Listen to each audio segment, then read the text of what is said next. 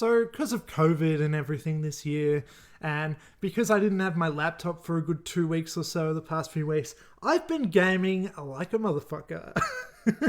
I've been playing a lot of games lately, mostly on Xbox One, and a lot of digital copies that I've got now, which I don't like because physical media is what I'm all about. But in some cases, I just wasn't able to get physical copies. Lately, though, I've been playing like Resident Evil 4, for example. I've been getting really into Resident Evil. I played 7 on Game Pass. I'd never played it before. And now I'm playing 4, which I'm fucking loving. But I wanted to take a look back for a moment and talk about Xbox 360 games. I don't know, I don't normally talk about games. I'm not a big gamer guy. This isn't a gaming channel. It's not going to be. I'm not turning it into that. I'm a movie guy. But occasionally, every so often, I think I want to talk about games a little bit more because I do like them. They've been a big part of my life. You know, I'm a gamer, I suppose, or whatever.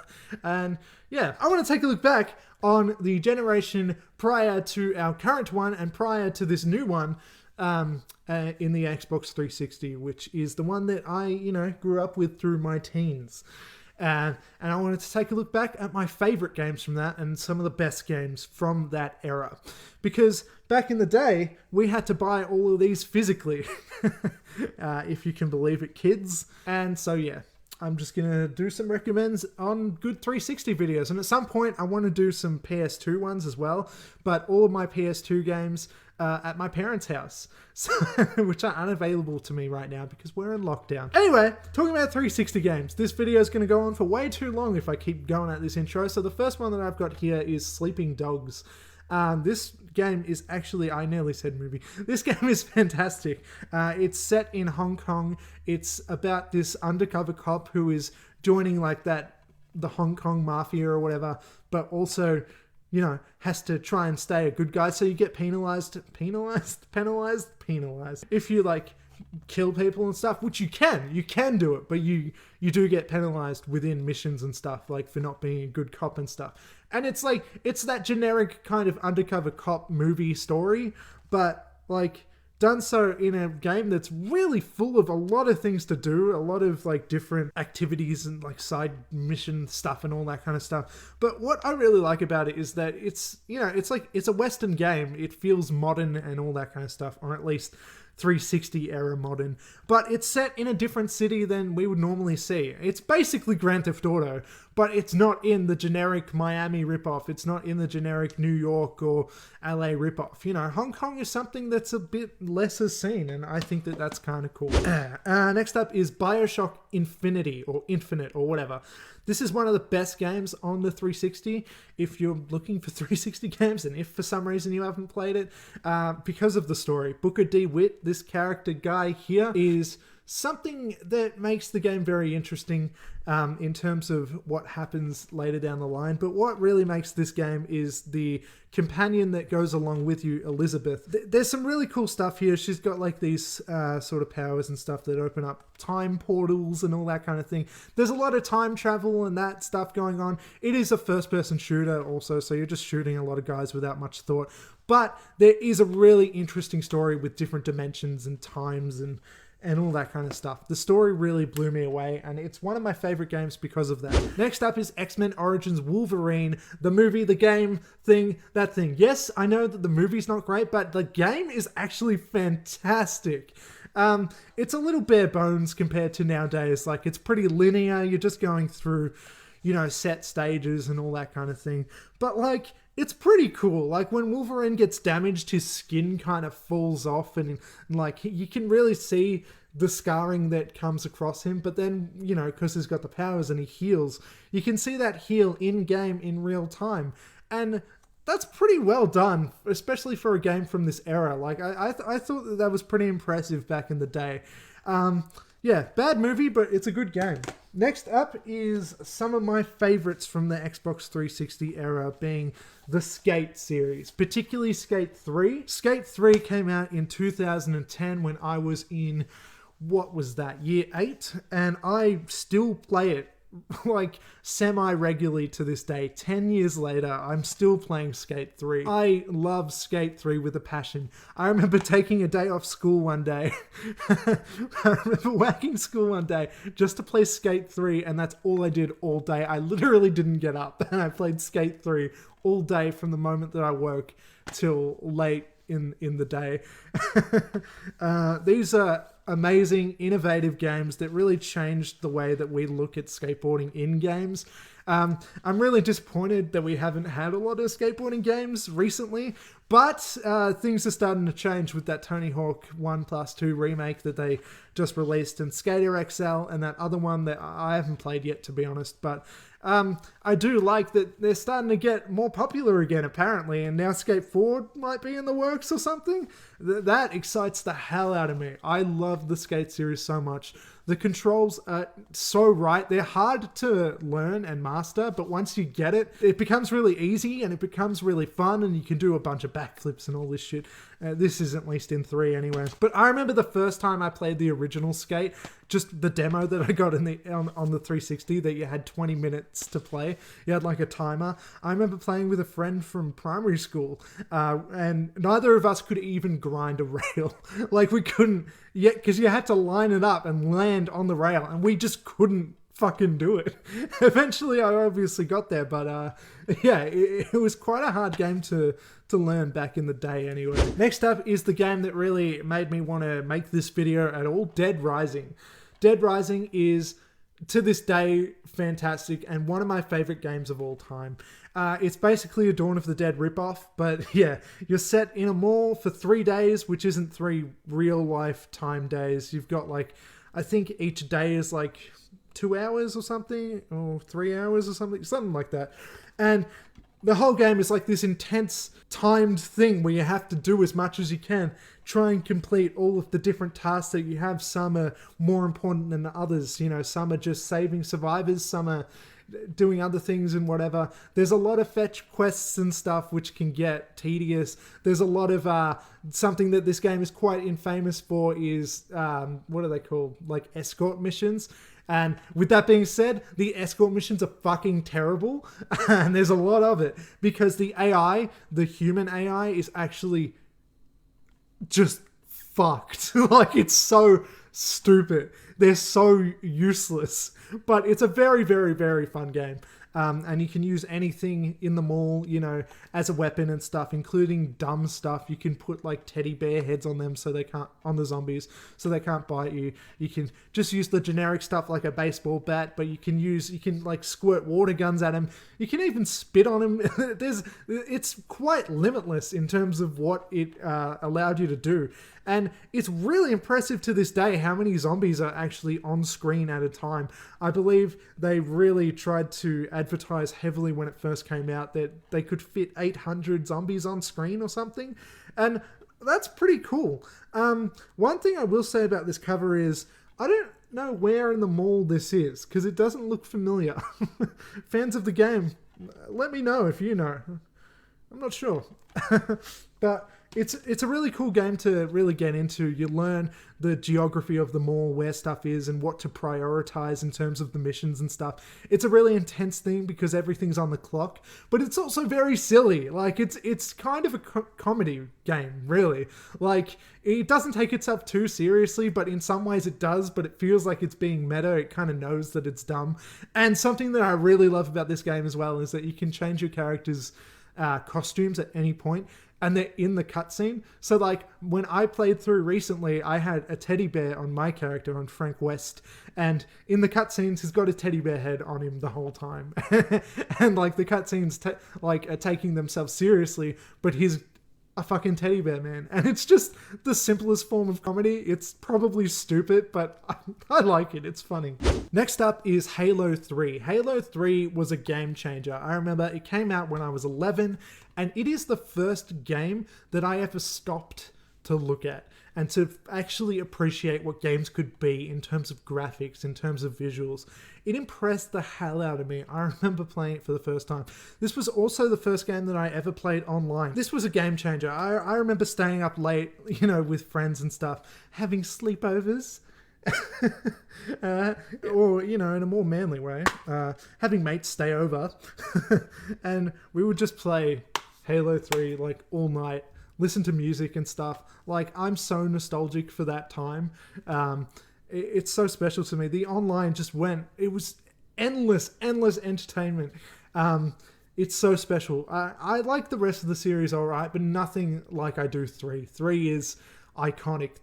The campaign, the online, everything was so good about it. It was cool that it had like this theater mode thing as well, this forge mode where you could make stuff and all that kind of stuff. It was very customizable. There was a lot right with this game. A lot of games since have gotten wrong. And it's like, what is your excuse when they could do this in 2007? Why are you getting basic shit wrong in 2020 in other games? It's kind of weird. Next up is my favorite game of all time. Of all time. And I got it pre-owned, $94, which is expensive for pre-owned. Fallout 3.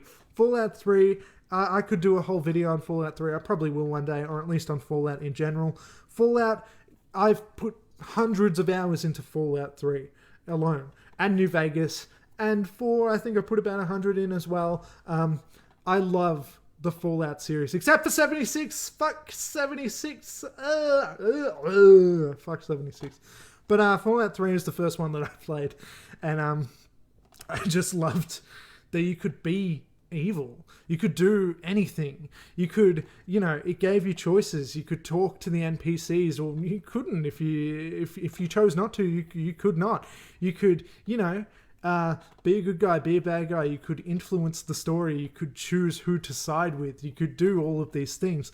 And sure, in the end, we all get a similar ending, and it turns out that your decisions probably don't matter as much as it would seem. But like, each quest that happens feels so in-depth and amazing. I know it's a Bethesda game and they're buggy as hell, and this is a very ugly game in terms of graphics. I'm aware of that. I know that these aren't the best looking games. I know they're buggy. I know they don't work the best ever, but I mean, there's something about them, the way that it's all scripted and developed and whatever else the other word is. Like, there's something so fantastic about it. It's almost endless, yet there's so much to do. There's so much to learn. All the lore goes very deep in all of these games. And I've lived Fallout, you know. Fallout 3 though, especially, it's my favorite one, even more than New Vegas, which they're pretty close, to be honest. I love New Vegas as well. But yeah, Fallout 3 is amazing. Then there's Burnout Paradise. Please tell me you've played Burnout Paradise. Yeah, you can't answer because you're just a viewer. Burnout Paradise is a fantastic game based on some of the other Burnout games. Number 3 was awesome, and this other one called Revenge. They were both on the PS2 era, but this was the one that we got on 360, where it's so goddamn intense. Like, nothing, no game that I played, no racing car game, arcade kind of thing, has ever got the intensity, the feeling, the speed that Burnout Paradise gives you. Like, everything just whizzes by, and the thing that makes it that much more intense is that when you crash, you actually crash. Like, it's something that I find so disappointing about modern car racing games, especially like all those like legit ones like Forza and you know, those Project Gotham games. I don't know if they make those anymore, to be honest, but those kind of more simulated ones rather than being arcadey. Something I hate about those is, yeah, the driving feels great and everything looks great, but when you crash, it's like you're bumping into like a rubber thing or something. You kind of just bounce off. Like, there's no damage really. Burnout Paradise is all about damage. It's all about like takedowns and stuff, which was this thing you could do. And like, it would go in this super slow-mo cam where you watch the cars just get demolished. And it was just so fucking cool. It was just so cool.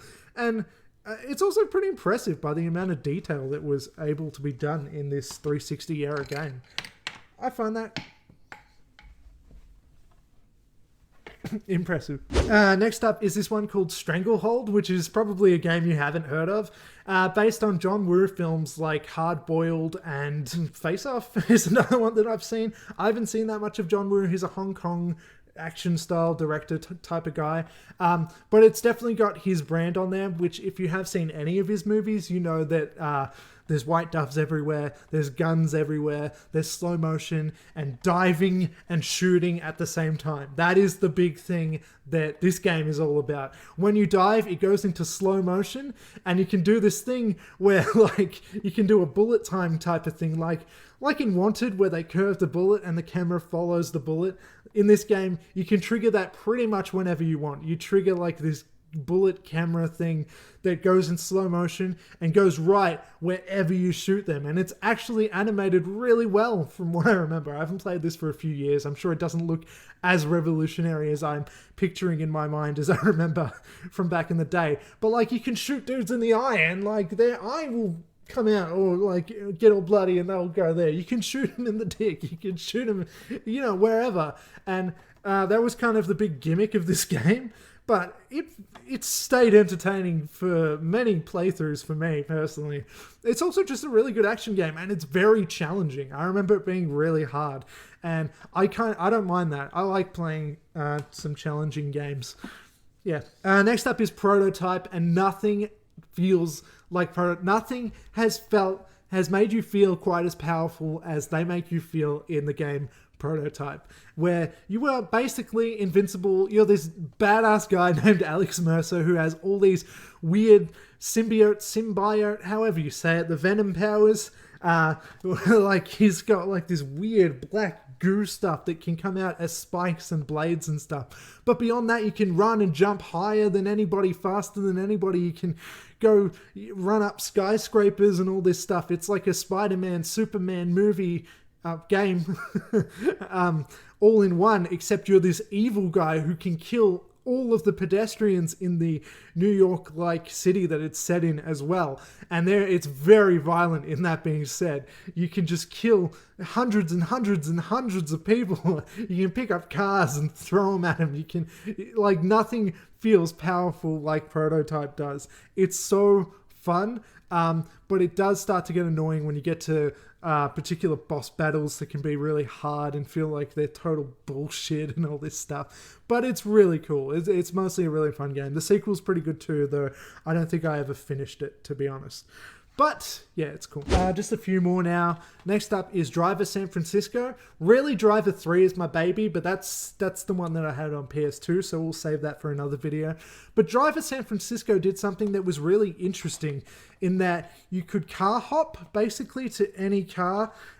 It's really gimmicky, but like it's like this weird dreamlike sci-fi fantasy type of driving arcade game that it really utilized its gimmick well, and it had a lot of different unique kind of game modes, and not game modes because it was missions, but like, I don't know, there's parts where you're getting chased by the cops, but you see it from the cops' point of view as you control your car, just to make it a little bit harder, I guess. And I don't know, it's all about this main character of Tanner going into other people's minds because he dies early in the game, and now he's like this driving angel guy. It's ridiculous as a concept, but it works really well as a game. And the last few ones that I've got for the 360 era are the Saints Row games, particularly Saints Row 2. Oh boy, Saints Row 2 is so damn good. I remember thinking it was so deep back in the day as well because of its story and stuff, which looking back on it is actually... it's not deep at all. It's dumb gangster stuff. And you have to take over the city as a gangster. But there's so much to do. Like, and it's all unique activity stuff that you can do. Like, there's this one called insurance fraud where you try and hurt yourself in stupid ragdolly type ways where your character's body goes flying and stuff. And you get money somehow through insurance fraud. But I'm pretty sure that's not how insurance fraud works. But well, there you go. And the beauty about these games is that, again, everything is customizable to quite a crazy extent. You could do just about anything. You can make those stupid looking characters, some giant goblin green man or some shit, but you could also make it legitimately cool looking characters and stuff. And, oh man, especially Saints Row 2. I love Saints Row 2. The first one takes itself a bit too seriously. It doesn't quite know what it's going to be yet. It's kind of just more of a generic Grand Theft Auto clone. But 2, they started heading in the right direction. Then 3, it gets more zany and silly. And 4, I've got on PS4.